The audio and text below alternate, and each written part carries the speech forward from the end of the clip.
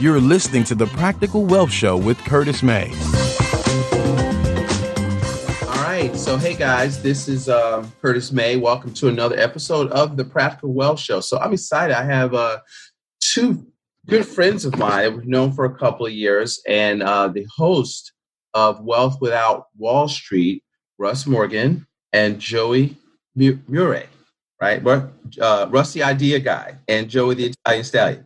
That's right. That's it. That's the easier way to say that. Joey's last name tends to hang people up, Curtis. Yeah, you did a great job, man. Most people just totally brutalize that. So thank you. Oh, awesome. It's funny. I ran into Russ in Philadelphia at the podcast convention on the way to a big tour. Yeah, that's right. I guess we got a chance to talk a bit at the think tank last year. That's right. This year before last, couldn't make it down. And then also we were hanging out a little bit at the podcast convention in Orlando last year. That's right. Yeah. You know, we like to hang out and talk shop. So I wanted to definitely get you guys on the show because they're really strong practitioners of infinite banking, Wealth Without Wall Street. And they have an awesome podcast, and I'm an avid listener to, and a great community that they're going to tell you about towards the end. But guys, tell them what I didn't tell them. Well, I tell you, Curtis, I'm grateful to be on the show because we are speaking the same language. We believe the same things, and we're on the same journey. And that is really that we're helping people to get what they really want, and not just to accept the status quo as it relates to financial jargon and the things of this world that they're telling us that we should want is to put money away and accumulate, allow dollar cost averaging to take care of you. And one day you'll be able to retire when you really have no life left. Right. And instead, let's challenge that. Let's say, why wouldn't I have more time freedom and more geographic freedom and more financial freedom today while my kids are jumping on the bed in the background of my hotel while I'm trying to do a podcast? Right? Exactly. Well, and I think too, your message on your podcast is financial literacy, and it's help us understand better what's going on. Let us discern information, not that we have to go read all of this, like Joey said, jargon, financial information that really doesn't make sense on it. Get it down on the lowest level, right? I always say, let's get the cookies down on the lowest shelf for me to be able to get. Right. And I love that because as we sit here today, it's March 2020. There's this pandemic, viral disease out there, the coronavirus, and there's mass hysteria. The markets are going crazy, and I refer to the stock market, the Dow Jones, the S&P 500. And you're seeing people like trying to figure out, what do I do? And I remember this because I was a certified financial planner. I worked in the typical financial planning world. 2008, we didn't have a virus that was doing this. The virus was all the bad mortgages that had been packaged together, right? And we saw this jumping off the ship with what was happening in the markets, and people were panicking as they're panicking today. And it's really what I love about what your show does and what we try to do on ours is to teach what's going on. Why, when you read on articles of here's the 3 best ways to protect your accounts in a down market, one says build up cash reserves. And then the very next point is put money into a 401k. And I think those two things couldn't be any more in different. Conflict. Yeah, they're exactly the opposite. But for most people, they don't understand that. So I love how we get a chance to show where our messages are different. Is yes, we believe in liquidity and we believe in control, and those assets that they talk about are illiquid. They're not going to benefit us in downturns. So why would we want to put more money in them? Yeah, I mean, it's funny. I had a client just text me. She's getting some money out of a roller. She's like getting a pension, and she's like, "Well, what should I do? Is my money going to be safe?" Because I told her, "Look, you don't know what you want to do yet, so you're just going to put it in cash until you figure out what you need to do. You don't need to be invested. Just sometimes you just need to sit still and think. I said, see, because right now, if you've done that, you'd be calling me, oh, the market's down. Yeah, our clients don't worry about that stuff for the most part because we're That's right. involved in that, because your best, we talk about this. I know you say the same thing. Your number one asset is you, right? Yeah. And in things that you want to have cash until you find a good thing to do. And then now all the thing that we're doing, I always tell people, is we're making sure that you save money and create storage. And then when you find a good thing to do, we want to make sure you have the money to do it, whether that's invest in your business or invest in real estate or what have you. And I tell people, you're your best financial advisor. I'm your guide. That's right. That's a great point. And I would just add to that, as far as my background is concerned, the way I think about it is I'm really just one beggar telling another beggar where to find the bread. And it's because I came from the same mindset. I was putting money into Wall Street. I was working 60 hours a week in a corporate job in the mortgage business for 11 years.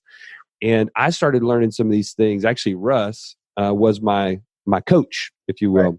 Mm-hmm. He started teaching me these things and learning different ways to think about my cash flow. Like, why would I pay a mortgage this way instead of this way? Oh, wait a minute. I never thought about it like that because the bank taught me to put as much money into my mortgage every month as possible and pay it down as fast as possible.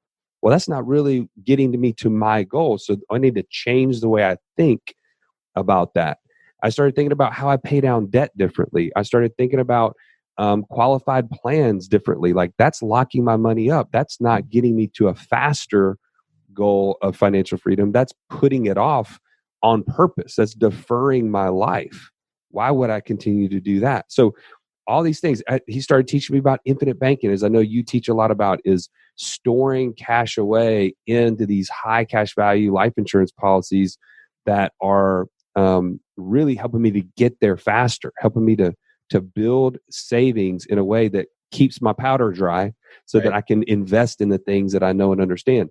And so anyways, all that being said, we've really kind of identified a process that, based on our own experience, again, we're not any smarter than anybody else. We've just failed forward enough to the point where now we can help people build these 4 steps into their lives and get to financial freedom as fast as possible. Let's talk about that then. Tell them about your, I'm very process driven. So I like, processes because it gives you kind of, I call it, just as Jim Rohn would say, the set of the sail. You want to learn how to set a better sail. So you want to have principles and a process that works no matter what. So tell them about, because I love, like I said, I'm avid listener to your show. Tell them about that. Well, we believe that, it's so hard to try to come up with something on your own, especially if you have very limited background in the subject matter. Like, I love getting in the kitchen, Curtis, and I know nothing about cooking. And I will get in there, but I need a recipe. Now, Joey knows good and well I will deviate from that recipe 100%. But I at least need a starting point. And we believe that's true with finance. It's like, follow a process and then make it your own after you follow it. So for us, our process is very simple. We have 4 steps. Our first step is cash flow. You need to get in control of cash flow. And that may be automating a budget system. So we've built out a model where our clients can literally every single month know exactly how much money is being spent in every single account, and they can free up their minds not to wonder at the end of the month, is their mortgage payment going to bounce? Are they going to have enough money to pay for the kids' private school tuition?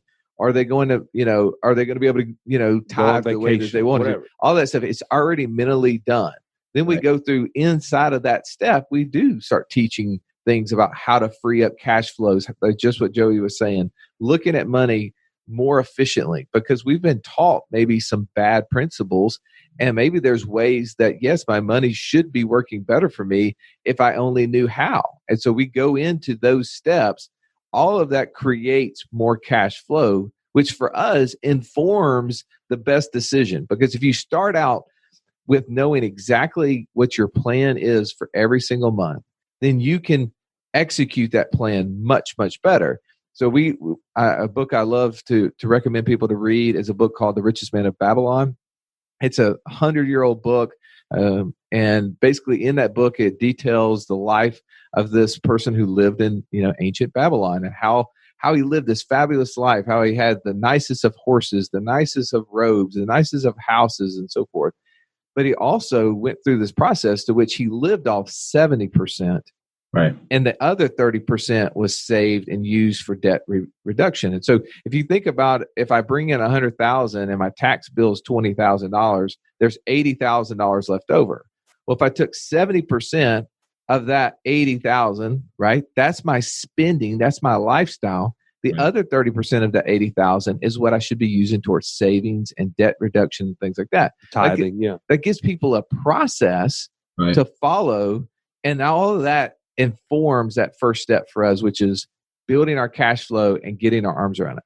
Yeah. And so within that step, we're going to talk about the community some, because that's really where the process lives and where people are engaging with the process. They're going through and they're doing a budgeting course.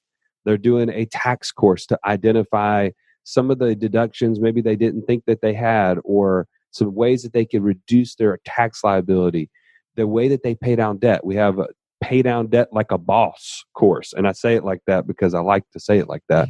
And so those things really are helping you to get your hands around taking control of your finances, and thereby taking your cash flow to take it to the next step, which you and I already know all about this, but making sure you have your opportunity set up is step 2. Mm-hmm. Your opportunity fund, I should say. And that opportunity fund is really the infinite banking baseline of funding a policy or policies on family members or others to really maximize that savings. Now that you have savings, because many people before they start working with us feel like, I'm just kind of living month to month, I don't really have a lot of excess cash. And then they realize, wait a minute, I'm being super inefficient here, here, and here. All of a sudden, oh yeah, I do have $10,000, I have $20,000, $50,000 a year that I should be putting into these policies that will grow way, way better than just leaving in my savings account. Yeah. So that's that step 2. And we have a whole course on the infinite banking concept. It's called IBC 101. There are a lot of in-depth things. And then we actually take it one step further in IBC 201, where you apply it to real estate and other things. But that's really to help you get your arms around understanding the concept for step 2. Well, then step 3 is where we really get into something that you've mentioned on your show several times, is how do we create income streams outside of our daily jobs? Mm-hmm. And that's where we would define, this is the picking your path process. On our show, we interview entrepreneurs that talk about different ways to create passive income streams. Right. And sometimes it's really difficult for people to decide which avenue should, when you start listening to interviews, and here's one interview on short-term rental, here's another one on long-term rental where I'm the landlord, here's another one on long-term rental where it's just a turnkey model, I just put money in, here's one on mobile home investing, here's one on storage room investing, here's one on student housing. And it's like, wait a second, that's a lot. What's this land flipping things you guys are talking about? Oh, you got somebody talking about e-commerce and doing fulfilled by Amazon. I mean, these things become a little overwhelming. And that was something that we kept hearing. And so we know that this third step, this picking our path, needs a little help, right? We need a little guidance. And so what we did is we partnered, Curtis, I'm sure you're familiar with the personality test DISC. Yes. Right. DISC profile, some people are familiar with like Myers-Briggs or Culture Index. The Enneagram is real big right now.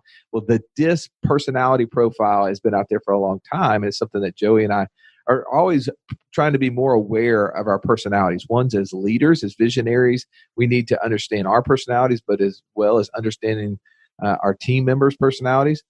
But we wanted to look at this third step and saying, if we're going to be picking our path, and not everybody's going to know exactly which path they should go down. Like some people have been around real estate their whole life and they're like, I know I'm going to do real estate. That's a given. And I'm pretty sure it's going to be long-term rental, or I like this Airbnb. But there's some of us that have been working in jobs and we're just now hearing about this passive income and we're like, yes, please, I would love to not have to go to work anymore. But where do I start? So we partnered with the people at DISC to actually create a financial analysis a financial investment style profile for individuals. And through that model, it allows people to go through, get their personality assessment. And then also in there, it tells them, here's some things about your investment style based upon your personality, which will then inform some ideas to which direction they should go. And so we, in our community, we tried to lay out, 4 or 5 different big blocks. And we say, now, based upon the information you got from the disc, it probably should point you in the direction of at least 1, if not 2. And from there, now go deep. Like, start learning. Like you said, investing in yourself. This is the time frame. I mean, we're sitting here in March 2020, and there's tons of things going on. For some of us, we may spend a lot more time indoors than we have outdoors, right? We're going to become more introverts than extroverts if we were extroverts. And there may be some time for us to do more reading, listening, research. Well, let's take advantage of that. Let's take this time to learn a process that we might be able to start implementing slowly over a period of time that can start replacing our active income. So that's step 3 for us. Yeah. And in that step, under each one of those maybe 5 passive income ideas, there are a free course that you can learn more about it. You can kind of take an overview of, okay, well, how do you do land flipping? First of all, what is land flipping? So you have a free course where you can go in and read about it, watch about it, whatever, or hear a podcast we did on it and say, oh, okay, I'm interested to go deeper. Then there's a paid course of some sort, or a paid community that can then take you even further into it, or coaching along the lines of that. So let's say you got really interested in land flipping, and you've taken the paid course, and you say, man, this is the way that I'm going to do this. I'm going to get freed up. Just like we had one of our clients, Sid. He's an excavator, right? This guy drives an excavator every day. He's doing the manual labor, but he's sitting there. He said, man, I had all this time in my excavator just to listen to your podcast. And so he starts listening. He buys policies. He did step 2 and got his hands around saving some cash. And then step 3, he said, man, I really like this land flipping thing. He started implementing it March of last year. So just a year ago. Okay. Right. And he didn't have a ton of cash to get started, but he had time and he had a desire. And his big desire was, man, my wife is about to have our 3rd child, and her desire is to stay home. She's a nurse. And by the way, I need to do something about that. And so he took massive action. And within a year, he's built enough passive income from doing this land flipping thing. He got coaching along the way. So that's what I'm saying. He really got serious about it and dove in. And within a year, he's created enough passive income that when his wife's maternity leave is over, she has the choice.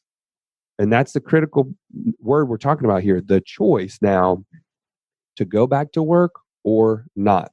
And that, you want to talk about like a game changer. Like, that's a life changer right there. Yeah. Like, their family has been dramatically changed because he took action and he invested in himself and in his family's future. And now we can see those results within literally 12 months. See, that's major, because you can change your life. I think that, one of the things that we've started talking to people about is a similar process, but everybody wants to jump right into investing, right? Or what I call velocity. What really is versus accumulation is one of the things that I'm trying to draw a clear, delineation between the two. I call it the accumulation theory versus the velocity method, right? But you have to start with, most wealth is lost by how people manage cash flow. So you have to become more efficient, right? It's more duty that we say in helping you minimize your losses is trying to pick winning investments. So become better efficient and, saving, getting your stuff under control, protecting your family. But it's concurrent, because see, while you're doing that, you're learning. So, because, it's funny you say that, because I just did a joint venture with these guys that teach lease options, because I have so many of the interviews. It's like, all right, we got to pick a couple of things to help people go deeper. I've got ATM machines, I've got all this stuff. It's like, and I hear different stuff every week. You got to pick a thing. Right. I don't care if it's MLM, you know what I mean? Pick something because you need to generate some new money. There's no way, even, we just had the drop of the Dow, the first, drop in 10 years. I mean, markets go down. That's why I don't like the accumulation. You have to make money because that's the only thing you can control.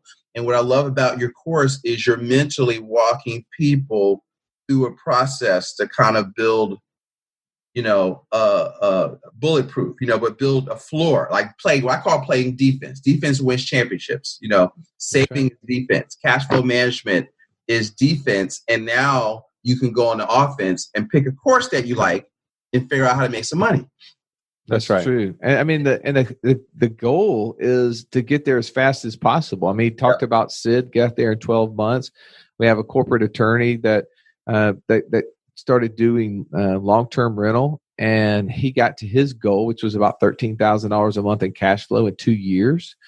It's just fun to watch people who get fired up about this process, right, and they want to get there faster. And the way they get there faster is they join groups of like-minded people who have the same goals, and they share those goals. And accountability. There's an opportunity for people to learn from each other. And that's kind of what we've tried to organize through our community, is to create a place where these people can get together. They can talk about similar ideas. They can root each other along.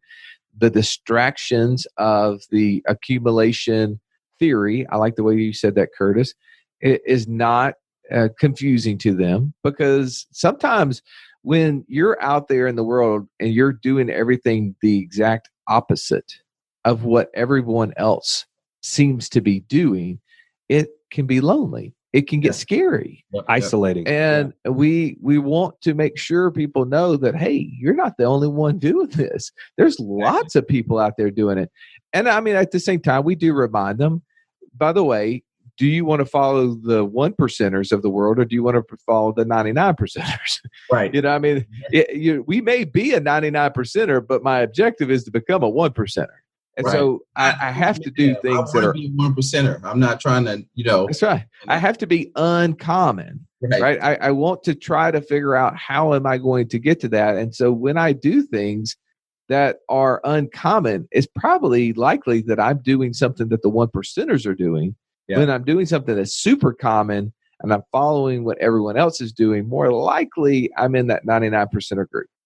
That's such a good point. Because that's the scary part is, because one of the things that Nelson, he told me one time I was at one of his conferences, he says this, but I've kind of learned this concept from him, Nelson Nash. If you know what's going on, you'll know what to do. 100%. Most people don't know what's going on. I always tell people y'all are distracted by bread and circuses. Right? That's right. And, Dancing with the Stars, football, now it's the virus, you're distracted, but you got to keep your eye on the ball. Right. And, act rationally. So, yeah. Well, Curtis, I know that you're doing it the right way. And if you're listening to this podcast, I mean, I've had a lot of time to spend time with you, Curtis, and I know that you have that same mentality. You have an abundance mentality that you want to help people. You want to increase their financial literacy. You want to help them find a good place to save money. And you're also interviewing people who are expanding their mindset to think maybe there is a way outside the accumulation theory that I can start creating a process, a method to building wealth outside or without Wall Street. So I really appreciate you having us come on your show. It's been a lot of fun. And man, I love that we get a chance to learn with each other at several different events throughout the year. Yeah. It's a saying, a changed viewpoint will change your life.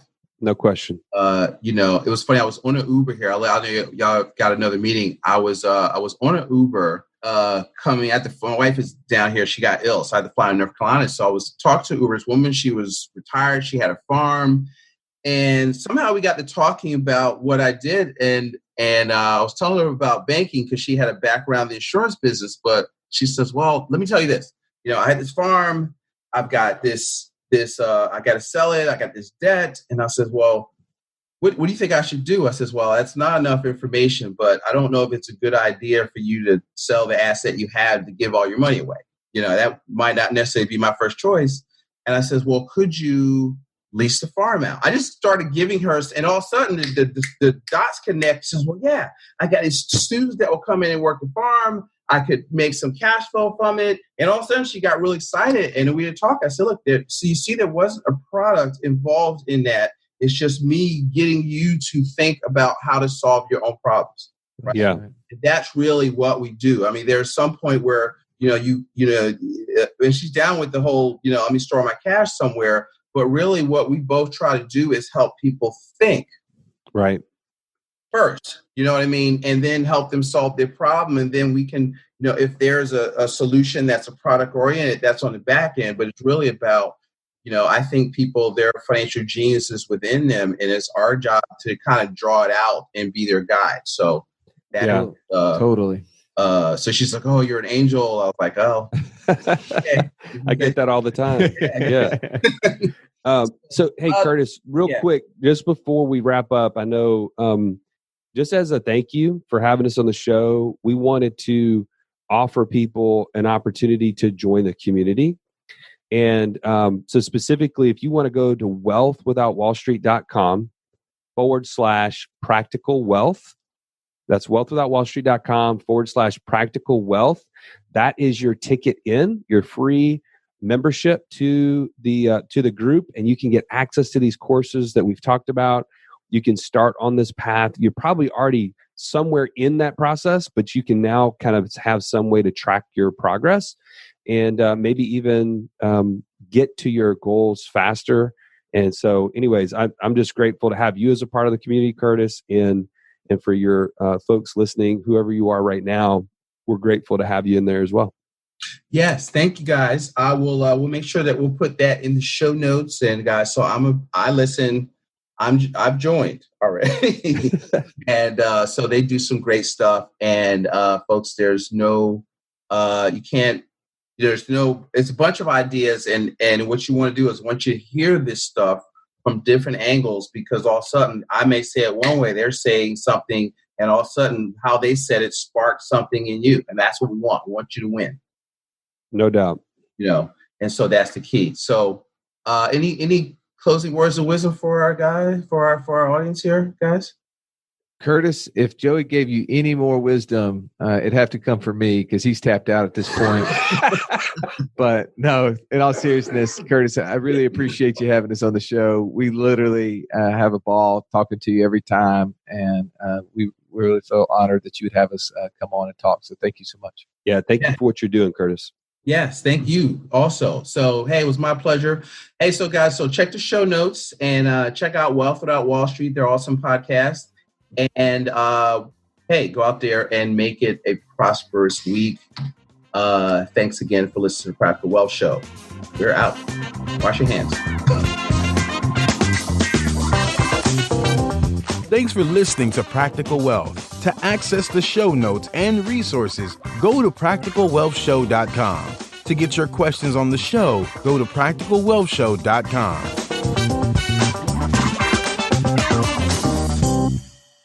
This show is for entertainment purposes only. Before you make any investment decisions, consult a professional. This show is copyrighted by Practical Wealth. Written permission must be granted before syndication or rebroadcasting.